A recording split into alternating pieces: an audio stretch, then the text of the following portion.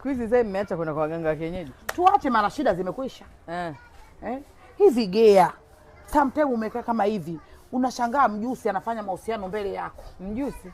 Tena anakugeuzia maungo yako wewe mwenyewe. Ujue pale logo hilo. Kweli? Hilo logo usichelewe. Tafuta share, fanye dua au tafuta tunguli, mambo yaende. Yaani huku kuna mambo ya ajabu. Juzi hapa tumekaa kibazani, kaja paka na mwenzi amekimbizana na koti. Pamoja kufanya mahusiano yao pale mbele. Wewe unawaangalia. Hivi nakwambia paka yule ana miuno kama binadamu. Tulikuwa tumekaa mimi, mkwe wangu, yule mkwe sio avogoza kama bamko utavunja shingo. Wewe angalia tu wanyama shazoea. Kwa hiyo kwetu kama kuna uchulo. Kwa hiyo ukimwona mnyama anafanya mapenzi mbele yako ndo uchulo. Mkosi mama, mkosi mkubwa. Gai na wewe. Kwani wewe ushakuona umri huo? Paka afanya mahusiano? Sikumbuki lakini. Kwa nini ukumbuke?